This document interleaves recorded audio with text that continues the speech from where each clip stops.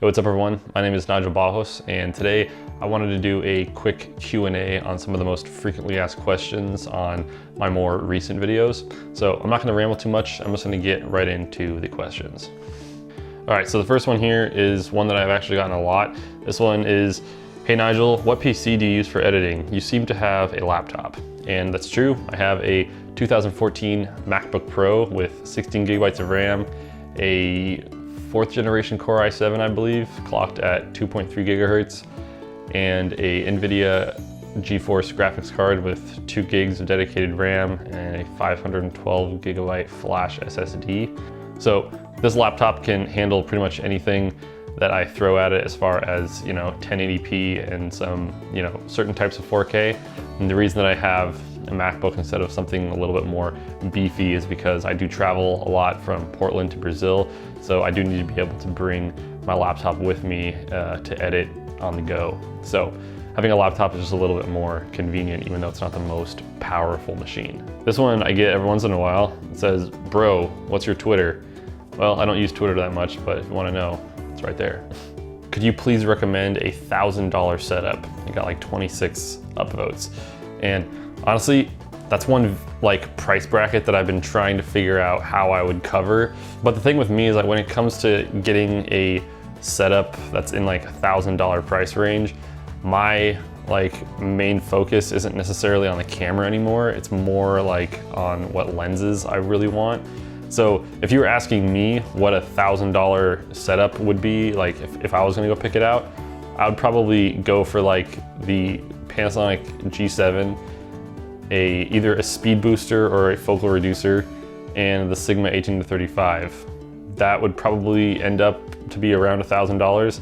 And that, honestly, I think would be better than buying a really expensive camera and getting a cheap lens. I think that I would much rather have a expensive, really good lens and a cheaper camera than a really expensive camera and a cheaper lens. That's the setup that I would choose, would be Panasonic G7, speed booster, Sigma 18-35. This is one that I actually get a lot, and it's kind of funny. The video looks like there's a weird filter on it. Is that intentional? And honestly, I get this so much, and it's mostly because of how I grade my footage.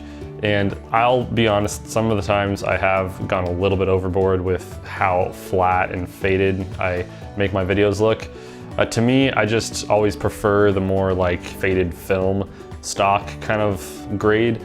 I don't like when my footage looks like this. This is just way too high key contrasty for me. It just, I don't know, just looks a little bit too video camera-ish. So I always try to fake more dynamic range and fake the film look by grading my footage so that it's a little bit more flat and less saturated. And it really doesn't have that much to do with, the camera settings.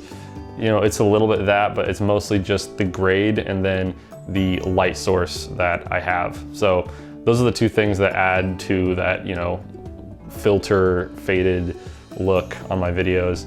It's the light source and it's my color grading. I'm gonna try to dial it back just a little bit. I know some of you guys are just like, man, this looks like it's completely washed out. So I'll try to tone it back, but it's just personal preference at the end of the day. So that's the answer to that question. Can you give us a link to this camera? And he's referring to my Panasonic G6 video. And the reason I can't give a link to the Panasonic G6 is because it's not in production anymore. So any of the Panasonic G6s that are on Amazon are gonna be way overpriced. So my suggestion would be, if you want a Panasonic G6, which coincidentally is what I'm filming on right now, I would say go to eBay and search, go to Craigslist, see if anyone's selling them. So if you just search around a little bit, you can find the Panasonic G6, and it is a killer camera. I'm using it right now, and it's awesome. I love it. This one, anyone know if you can put a speed booster on this? And he's again referring to the Panasonic G6 video that I made. The answer is yes, you can put a Metabone speed booster on a Panasonic G6. I've done it, it works, it's awesome. What sort of editing software do you use? I use Adobe Premiere Pro and DaVinci Resolve. Most of the work goes on in Adobe Premiere Pro. I use DaVinci Resolve for creating LUTs and doing more extensive, color editing. I also, whenever I shoot anything with my Blackmagic Pocket Cinema camera in RAW, I'll process it with DaVinci Resolve first, and then I'll bring it into Premiere Pro. So those are the two editing softwares that I use. I do have Adobe After Effects, but I don't really use it that much. I also sometimes transcode my videos with Adobe Media Encoder, but those are just very rare use programs. And last one, hey there, I saw that you used to make skateboarding videos and was wondering if you had any cheap/budget cameras you'd recommend for skateboarding. Thanks. Yes, I did used to shoot skateboarding videos. I still shoot skateboarding every once in a while. If you guys search back on my YouTube archive, you can find some of my old skateboarding videos. But honestly, I would still recommend the Panasonic G6 if you're a skateboarding filmmaker. The G6 is really a good camera. You can put a Rokinon 7.5mm lens on there and you can go out and film skateboarding for days. What's really cool about the G6 as well is that, you know, you can film in 60p in the MP4 format, and say your buddy wants to, you know, get the clip from you, you don't have to go home and put it onto your computer and then email it to him. You can just use the Wi-Fi function with the Panasonic G6, transfer it to your phone, and then just airdrop it to him. And that's how easy it is. Like, that's one thing that's really cool about the G6 is the Wi-Fi function and shooting in MP4 at 60p. You know, you can, you know, transfer it pretty easily and then send it to your friends like right after the skate session. So that's pretty cool. Anyways, that was just the clump of questions that I wanted to answer in this video.